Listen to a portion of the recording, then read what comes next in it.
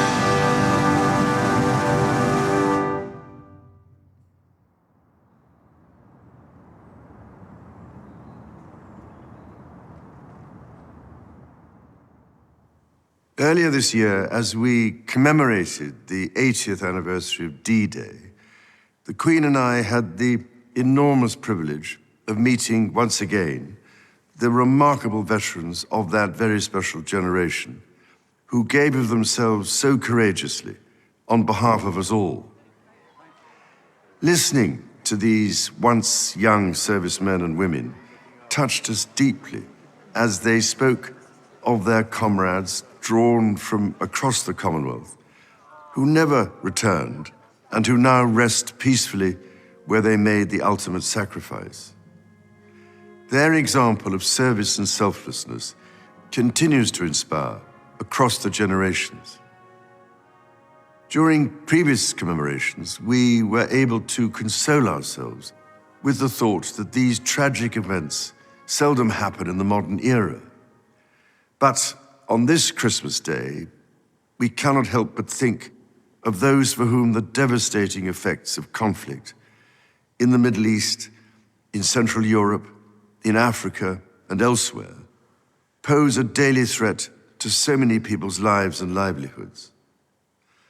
We also think of the humanitarian organizations working tirelessly to bring vital relief. After all, the Gospels speak so vividly of conflict and teach the values with which we can overcome it. The example that Jesus gave us is timeless and universal. It is to enter the world of those who suffer, to make a difference to their lives, and so bring hope where there is despair. As the famous Christmas carol once in Royal David's City reminds us, our Savior Holy came down to earth from heaven, lived among the poor and mean and lowly, and transformed the lives of those he met through God's redeeming love. That is the heart of the Nativity story, and we can hear its beat in the belief of all the great faiths in the love and mercy of God in times of joy and of suffering, calling us to bring light where there is darkness. All of us go through some form of suffering at some stage in our life, be it mental or physical. The degree to which we help one another and draw support from each other, be we people of faith or of none, is a measure of our civilization as nations. This is what continually impresses me as my family and I meet with and listen to those who dedicate their lives to helping others. I am speaking to you today from the chapel of the former Middlesex Hospital in London, now itself a vibrant community space, and thinking especially of the many thousands of professionals and volunteers here in the United Kingdom and across the Commonwealth who, with their skills and out of the goodness of their heart, care for others, often at some cost to themselves.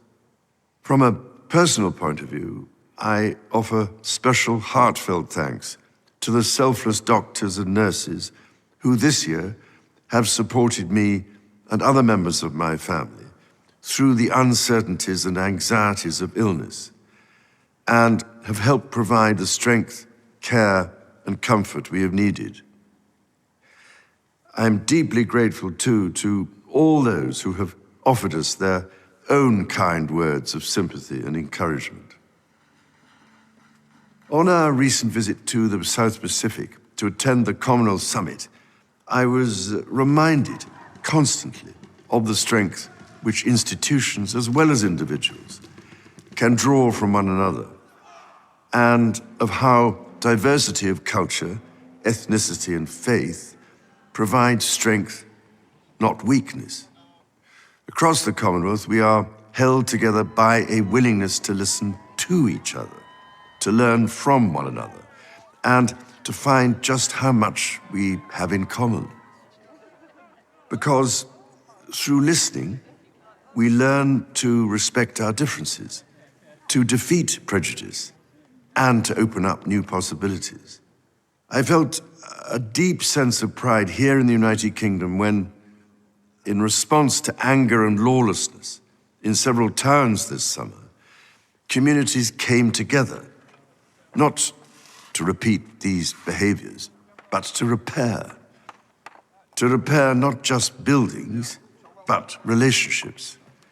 And most importantly, to repair trust by listening and, through understanding, deciding how to act for the good of all. Again, listening is a recurrent theme of the Nativity story. Mary, the mother of Jesus, listened to the angel who revealed to her a different future full of hope for all people. The message of the angels to the shepherds, that there should be peace on earth, in fact echoes through all faiths and philosophies. It rings true to this day for people of goodwill across the world. And so it is with this in mind that I wish you and all those you love a most joyful and peaceful Christmas.